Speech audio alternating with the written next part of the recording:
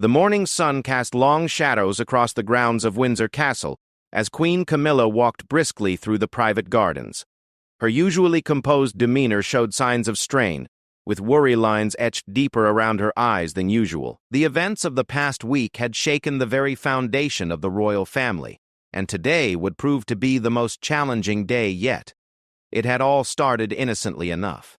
A routine meeting about upcoming royal engagements had been scheduled between the senior members of the family.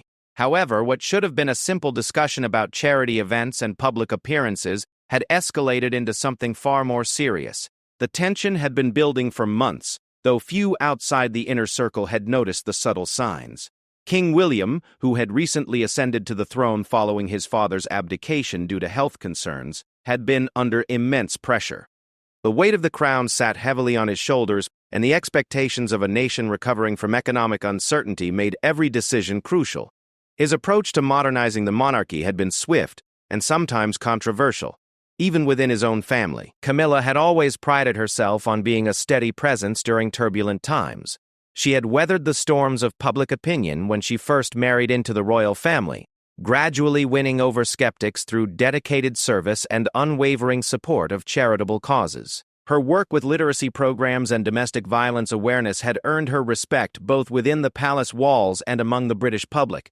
The source of the current conflict stemmed from a disagreement over the future direction of several royal patronages. William had proposed significant changes to how the royal family would engage with various charities and organizations. His vision involved a more streamlined approach, focusing resources on fewer causes but with greater impact. While this made logical sense from a modern management perspective, it meant that some long-standing relationships would be severed.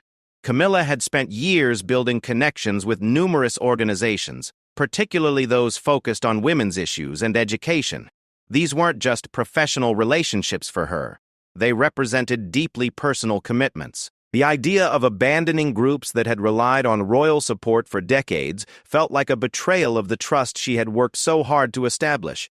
The disagreement had first surfaced during a private family dinner 3 weeks earlier.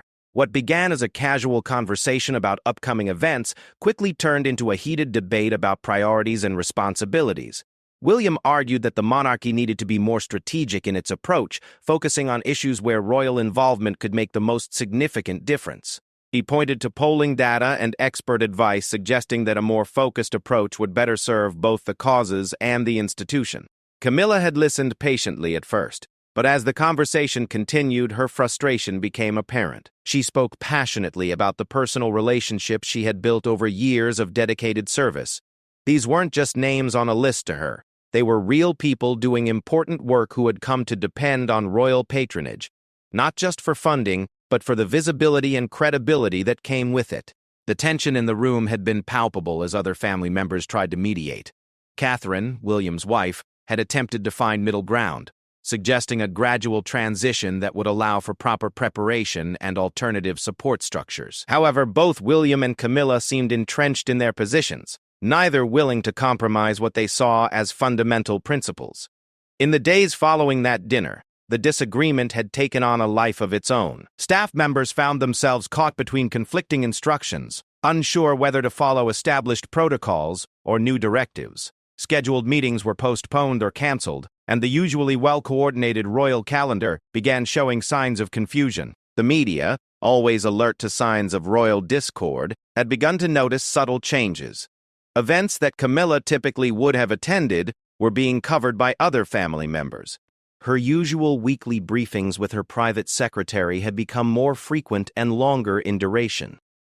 Palace insiders, speaking on condition of anonymity, began whispering about fundamental disagreements within the family.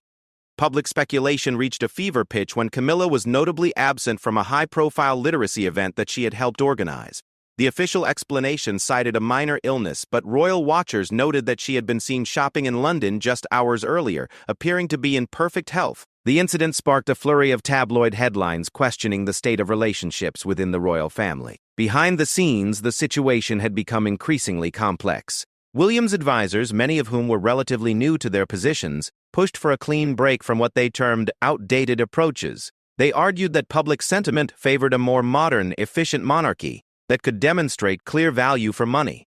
Survey data supported their position, showing that younger demographics particularly appreciated focused, measurable impact over traditional ceremonial functions. Camilla's supporters, however, pointed to decades of successful relationship building and the intangible but significant value of continuity in royal support. They argued that the monarchy's strength lay not just in its ability to spotlight important causes, but in its capacity to provide consistent, long-term backing that other institutions couldn't match. Breaking these relationships, they contended, would damage the monarchy's reputation for reliability and trustworthiness. The conflict had personal dimensions as well. William, despite his public confidence, privately struggled with the enormous expectations placed upon him. He had ascended to the throne earlier than anticipated and under circumstances that required immediate, decisive action. The pressure to prove himself as an effective leader sometimes manifested as inflexibility when his decisions were questioned. For Camilla, the situation represented more than just a policy disagreement. She had spent years proving herself worthy of her position, overcoming initial public skepticism, and earning respect through consistent service. The suggestion that her carefully cultivated relationships were somehow inefficient or outdated felt like a personal attack on her contributions to the royal family. As she continued her walk through the gardens, Camilla reflected on the phone call she had received that morning. William's private secretary had requested an urgent meeting to discuss recent misunderstandings and find a path forward. The formal language couldn't disguise what everyone knew. This was a last attempt to resolve the conflict before it spilled into public view in a way that would damage both the individuals involved and the institution they served. The stakes could not have been higher. The royal family's approval ratings, while generally stable, had shown concerning dips in recent polls. Economic pressures on ordinary families made any perception of royal dysfunction particularly damaging. The government, dealing with its own challenges, needed the monarchy to be a source of stability and unity, not division and controversy. Camilla had spent the previous evening in consultation with her closest advisors and longtime friends. Their counsel had been mixed. Some urged her to stand firm on her principles, arguing that giving in would set a dangerous precedent and potentially undermine years of careful work. Others suggested that the greater good required compromise, even if it meant sacrificing some personally important initiatives. The approaching meeting weighed heavily on her mind. She knew that William was equally committed to his vision for the monarchy's future, and she respected his intelligence and genuine desire to serve the nation effectively.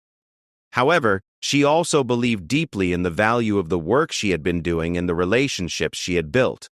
As the clock tower chimed 10 o'clock, Camilla took a deep breath and turned back toward the castle.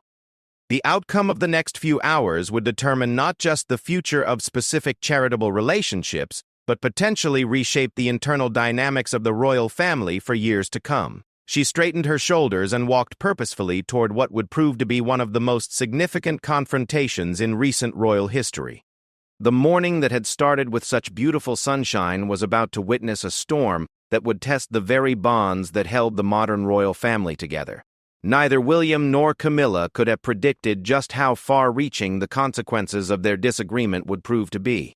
The Blue Drawing Room at Windsor Castle had witnessed countless important conversations throughout its storied history, but few had carried the weight of the meeting that was about to take place. King William sat behind the ornate mahogany desk, his fingers drumming nervously against its polished surface.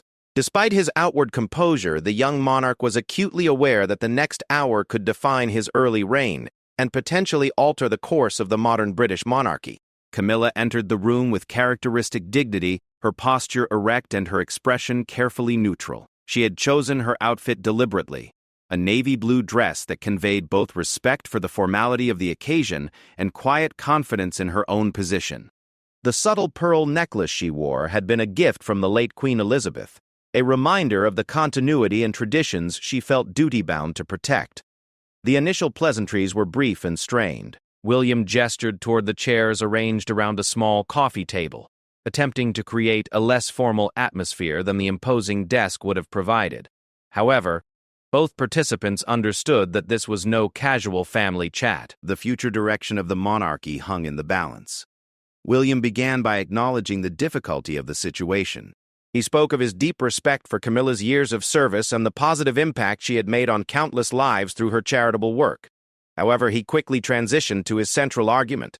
The royal family needed to adapt to changing times and public expectations. The days of supporting dozens of causes with ceremonial appearances and token involvement were over, he argued. Modern philanthropy demanded focused effort and measurable outcomes. He presented a detailed analysis prepared by his team of advisors. The data was compelling. Public polling showed that younger generations viewed the monarchy most favorably when royal involvement could demonstrate clear, significant impact. The financial pressures facing the nation meant that every aspect of government, including the royal family's activities, needed to justify its costs and benefits. William argued that spreading resources too thinly across numerous causes diminished the potential for meaningful change. Camilla listened without interruption, her years of experience in difficult conversations serving her well. When William finished his presentation, she paused thoughtfully before responding. Her voice, when she spoke, was calm but carried an underlying steel that those who knew her well would have recognized as a sign of deep determination. She began by acknowledging the validity of some of William's concerns. The monarchy did indeed need to remain relevant and demonstrate its value to contemporary society. However, she argued, there was a fundamental misunderstanding in his approach. The relationships she had built over the years weren't simply about ceremonial appearances or token support. They represented a network of trust and connection that had taken decades to establish and could not be easily replaced or replicated. Camilla spoke passionately about specific examples from her work. She described a women's shelter that had struggled for years before royal patronage helped them secure major funding and public recognition. The visibility that came with royal support had not only provided immediate financial benefits, but had also elevated the entire issue of domestic violence in the public consciousness. Withdrawing that support now, she argued, would not only harm the specific organization, but would send a message that the royal family's commitment could not be relied upon. The conversation grew more intense as both parties became more entrenched in their positions. William, feeling the pressure of his new responsibilities and the weight of expert advice, pushed back against what he saw as an emotional, rather than rational approach to decision-making. He pointed out that royal resources were finite, and that tough choices were necessary to maximize impact. The monarchy, he argued, could not afford to be sentimental about past commitments when the future of the institution was at stake. This characterization of her position as sentimental struck a particularly painful chord with Camilla. Throughout her years in the royal family, she had worked tirelessly to be seen as substantive rather than decorative, committed rather than casual. The suggestion that her carefully considered approach was based on emotion rather than experience felt like a fundamental misunderstanding of everything she had worked to achieve. The tone of the meeting shifted noticeably as Camilla's diplomatic restraint gave way to more direct confrontation. She reminded William that she had been serving the crown and the people long before he had assumed his current responsibilities. Her experience in navigating complex social and political terrain had been hard-won through years of public scrutiny and private dedication. The relationships she had built were not merely personal preferences, but strategic assets for the monarchy. William, perhaps feeling that his authority was being questioned, responded with uncharacteristic sharpness. He pointed out that he was now the sovereign, and that final decisions about royal patronages and activities rested with him. The needs of the monarchy in the 21st century might be different from those of previous eras, and adaptation was essential for survival. He suggested that Camilla's attachment to existing arrangements might be preventing her from seeing the broader picture. The exchange escalated as both participants felt their core principles and identities being challenged. Camilla spoke of betrayal, not just of the organizations that depended on royal support, but of the trust that the public had placed in the monarchy's consistency and reliability. She argued that William's approach, while perhaps logical on paper, failed to understand the deeper currents of how public trust and institutional credibility were built and maintained. For his part, William expressed frustration with what he saw as resistance to necessary change. He spoke of the enormous pressure he faced to modernize an ancient institution while maintaining its relevance and public support. Every decision was scrutinized, every change debated, and every tradition questioned. He needed his family's support, not opposition. As he navigated these challenges, the personal dimensions of their conflict became more apparent as the conversation continued. Camilla spoke of feeling undermined and devalued, as if her years of service and the relationships she had carefully nurtured were being dismissed as irrelevant to the monarchy's future. She had expected to continue her work and gradually transfer her knowledge and connections to the next generation, not to have them suddenly declared obsolete. William revealed his own vulnerabilities as he spoke of the overwhelming nature of his new responsibilities. He had inherited a complex institution at a challenging time, with economic pressures, changing public expectations, and intense media scrutiny making every decision fraught with potential consequences. He needed to be able to make difficult choices without family members publicly or privately undermining his authority. As the meeting progressed, it became clear that they were not simply disagreeing about charitable strategies, but were fundamentally at odds about the nature of leadership, change, and respect within the royal family. The conversation touched on deeper questions about tradition versus innovation, collective decision-making versus individual authority, and the balance between personal convictions and institutional needs. The tension reached its peak when Camilla directly challenged William's characterization of her work as inefficient. She laid out detailed examples of the concrete benefits that had resulted from her patronages, legislation that had been influenced, funding that had been secured, and public awareness that had been raised. These achievements, she argued, were not easily quantifiable but were nevertheless real and significant. William, feeling increasingly defensive, made what would later be seen as a crucial error in judgment. He suggested that perhaps Camilla was too personally invested in her work to make objective decisions about its effectiveness. The implication that her judgment was compromised by emotional attachment rather than informed by experience was a bridge too far. The room fell silent as both participants realized that the conversation had moved beyond policy disagreements into personal territory that would be difficult to navigate back from.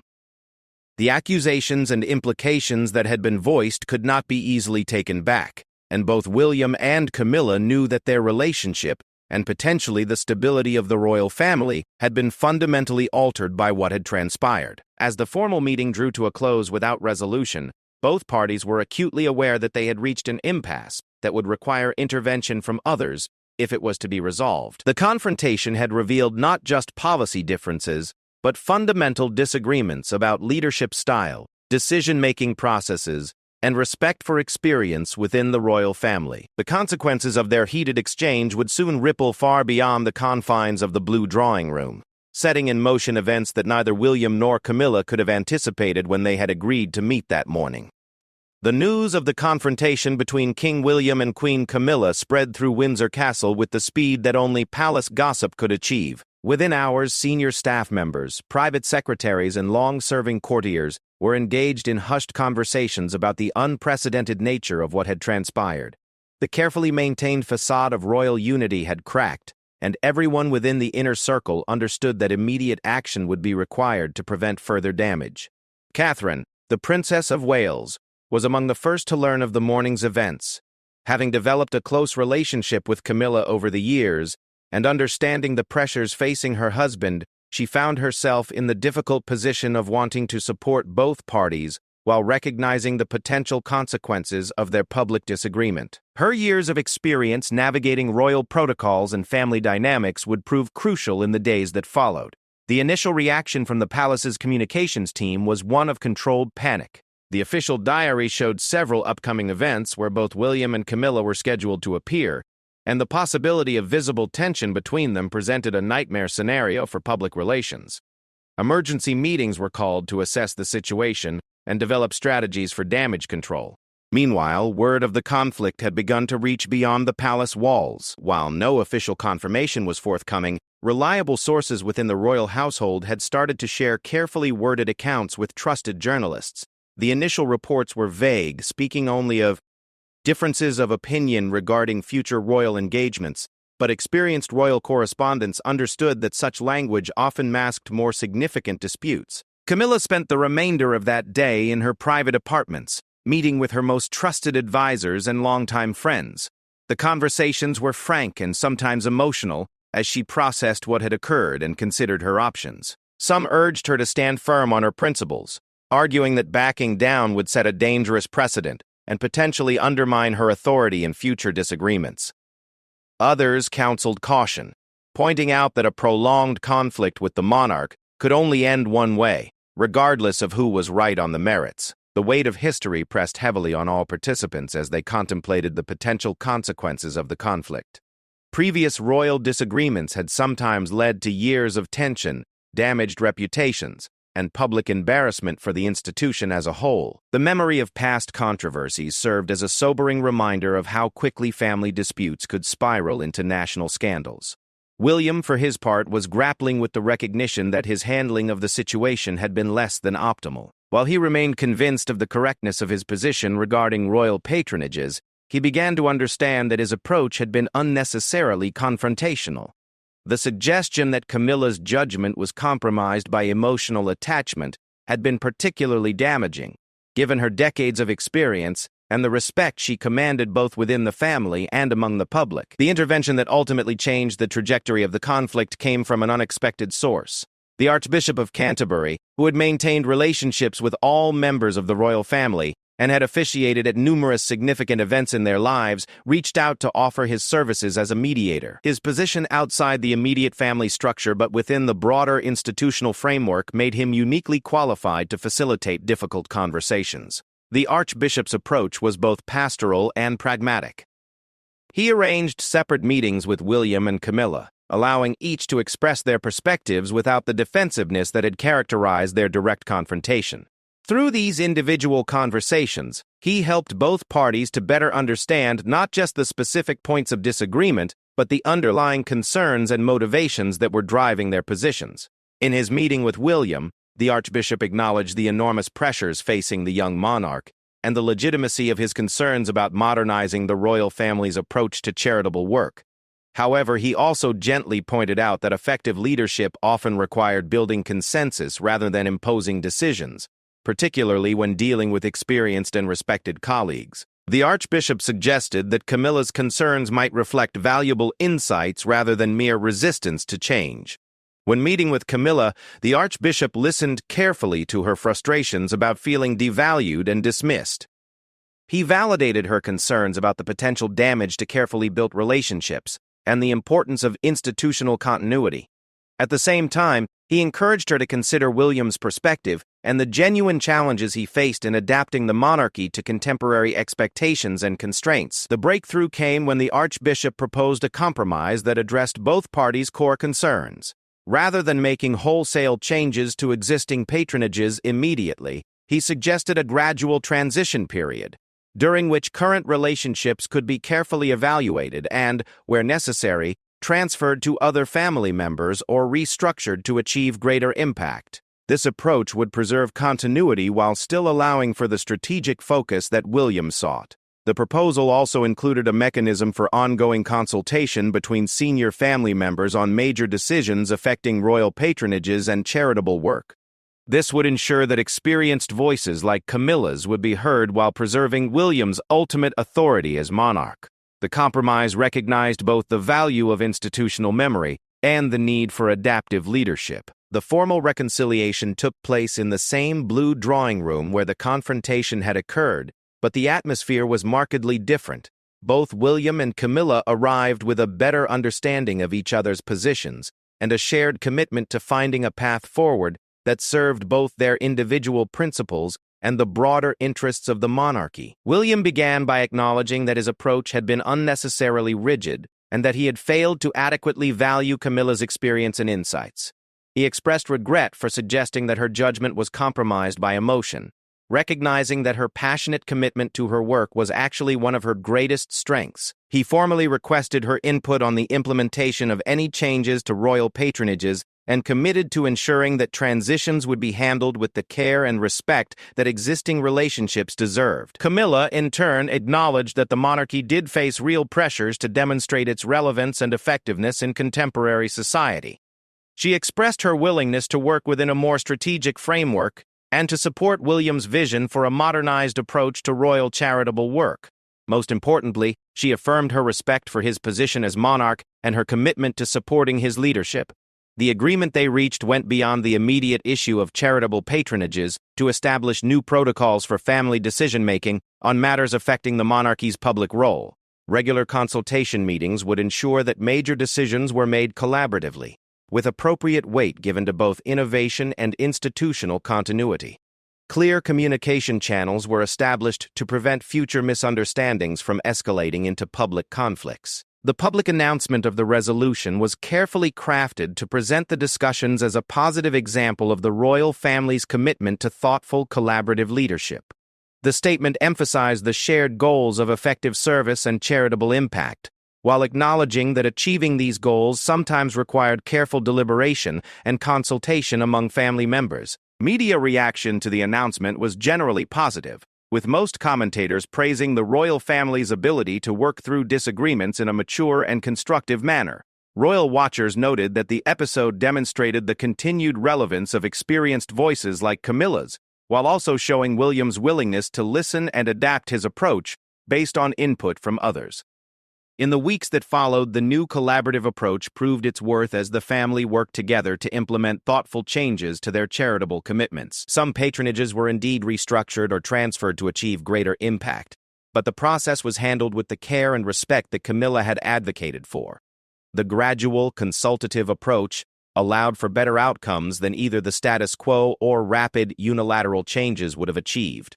The episode ultimately strengthened both William's leadership and the royal family's unity. William demonstrated his capacity for growth and adaptation as a leader, while Camilla's role as a wise counselor was formally recognized and institutionalized. The public witnessed an example of how disagreements could be handled constructively within the royal family, actually enhancing rather than diminishing their respect for the institution. For Camilla personally, the resolution represented vindication of her approach while also opening new opportunities for impact. Her experience and relationships remained valued assets, but they were now channeled through a more strategic framework that maximized their effectiveness. The recognition of her contributions provided a foundation for continued meaningful work in the years to come. The confrontation that had begun as a threatening crisis ultimately became a catalyst for positive change within the royal family. The new decision-making processes and collaborative approaches that emerged from the conflict would serve them well in facing future challenges. Most importantly, the episode demonstrated that even ancient institutions could evolve and adapt while preserving their essential character and values. As life at Windsor Castle returned to its normal rhythm, both William and Camilla could reflect on lessons learned and relationships strengthened through adversity. The royal family had faced a significant test and emerged more united and effective than before. The morning that had begun with such tension and uncertainty had ultimately led to greater understanding, improved processes, and renewed commitment to their shared mission of service to the nation and Commonwealth.